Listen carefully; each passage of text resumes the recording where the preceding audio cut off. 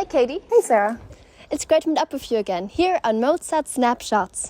Thanks, it's great to see you, as always. So what's the plan for today? Well, today we are going to go to the Salzburger Kostümverleih, where we are going to learn about the kind of clothes that Mozart wore.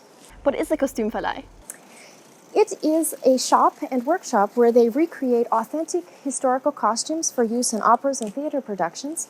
And we are going to talk to the founder of the Salzburger Kostümverleih, who's a woman named Elisabeth Klug. And she is herself a seamstress and an expert in historical costume. Mozart really loved clothes, didn't he?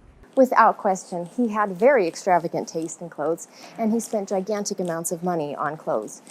But probably this went back to his childhood, because when he was on tour, he would be often given gifts of clothes as partial payment for his concerts. Really? For instance, in 1762, when he performed for Maria Theresa, he was given clothes that belonged to her children. So this was absolutely the top of the top royalty. Oh wow. Well, above all, Mozart was such a creative person and had such a vivid imagination. I imagine his taste in clothes was somehow just another aspect of his creativity. You are 100% right. And, to go along with that, he was a rather small man, and so I think he dressed extravagantly in order to give himself more self-confidence. But the biggest reason is probably because when he was in Vienna, he had to be able to mingle with the top of Viennese society.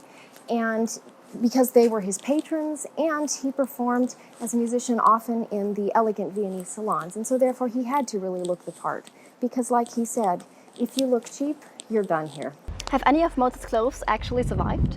No, unfortunately not a single piece. But what we do have is a record of clothes that he had in his possession when he died. And so what did he have?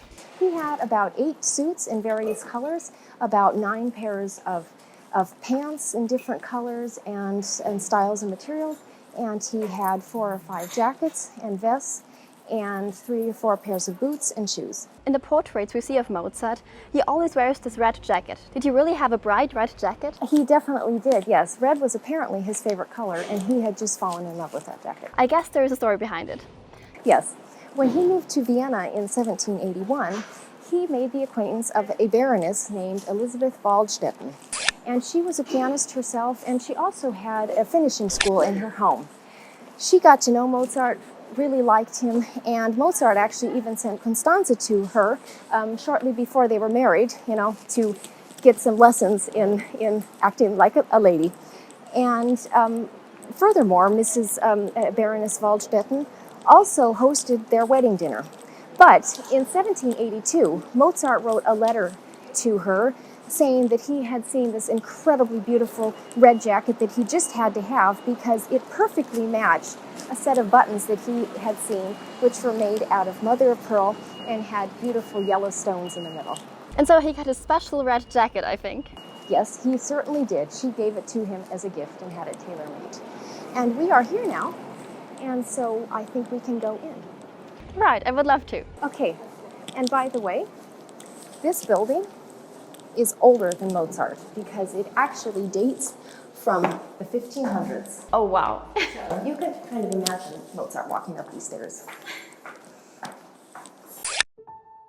Hallo, Frau Klug, und herzlichen Dank, dass wir hier heute sein können. Ja, danke, gerne. Ich nehme mir gerne die Zeit, Ihnen das alles zu zeigen. Dankeschön. Und Sie haben schon diese Kostümverleih seit 1980. Genau. Und Sie sind selbst Schneiderin. Ja, genau. Also ich habe Schneidermeisterprüfung gemacht und noch Kostüm- und Bühnenbild studiert. Es muss wahnsinnig schön sein. Ja, es ist eine spannende Arbeit. Ja, das kann ich mir vorstellen. Die Grundstoffe sind sicher in Österreich hergestellt worden, sprich wie Wolle und Leinen, weil Baumwolle gab es ja in unserer Region damals noch nicht. Und vielleicht der Brokat oder Samt ist sehr viel aus Italien schon importiert worden, weil die haben damals schon die Manufakturen für verschiedene edle Stoffe gehabt und teilweise sogar aus Frankreich. Mozart hat schon ziemlich viele sehr bunte Dinge gehabt. Zum Beispiel er hat eine rote Jacke, eine blaue Jacke und auch eine gelbe Jacke. War das normal in dieser Zeit? Oder? Na, es ist ja so, wie Künstler auch heutzutage sich gerne etwas schriller kleiden wie der normale Mensch. So hat sich wahrscheinlich Mozart auch gedacht, ich will auffallen und was Extravagantes tragen. Sie haben schon bunt getragen, also die Westen waren oft bunt und vor allem große Blumenmuster. Das war für die Zeit sehr typisch. Okay. Also, schauen wir, wie Mozart sich gekleidet hat. Also, das fangen wir mit dem Hemd an. Also Baumwolle gab es nicht, das war aus Leinen gefertigt. Verschlüsse waren damals auch ein Problem. Also es hat weder Reißverschlüsse gegeben, noch Druckknöpfe, diverses, maximal, es gab Knöpfe.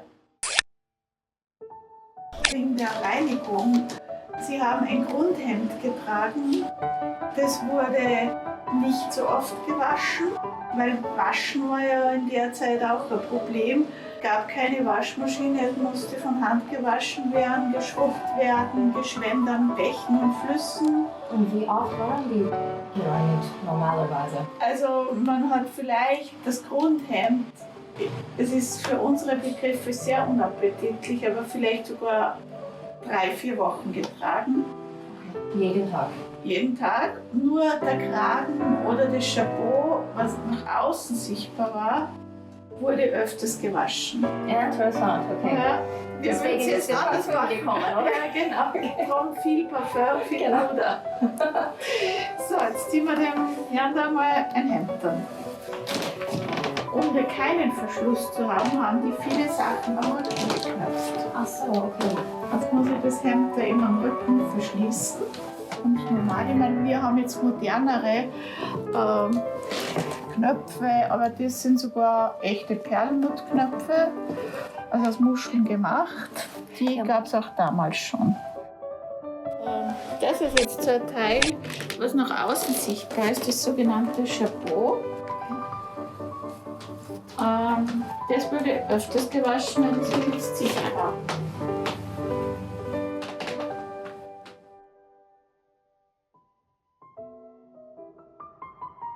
Eine Weste, die Westen waren fast bis zum Knie lang.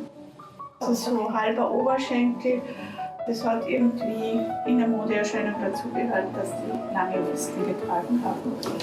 Das war ihnen ganz wichtig, dass die ein Blumenmuster hatten. Und die Taschen waren echt? Die waren echt. Okay. Also da gab es keine Fake-Taschen in der Zeit.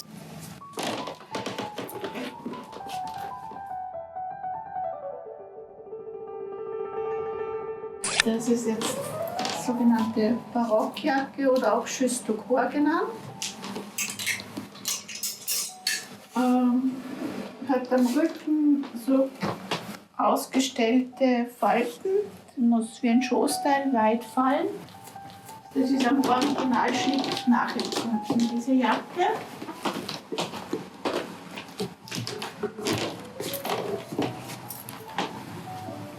Was wichtig war beim Hemd, ist, dass das Hemd unten auch Rüschen hatte. Das war ganz wichtig, dass alle Rüschen rausschauen.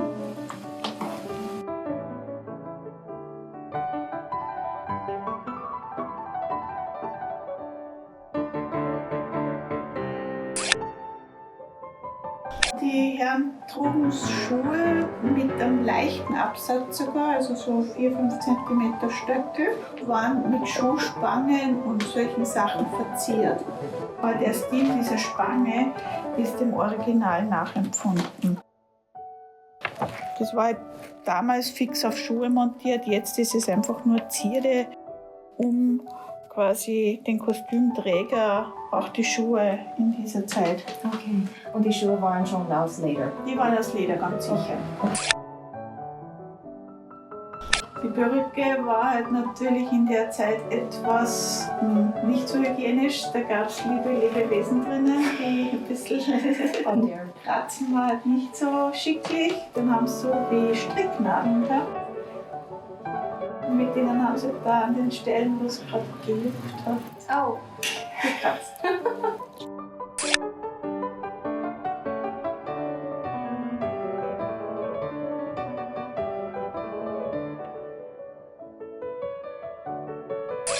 Vielen Dank, Frau Klug, und das war absolut sehr interessant. Ich bin sehr froh, dass ich ein bisschen viel mehr über die Kleidung von Mozart gelernt habe. Ja, gerne. Vielen Dank.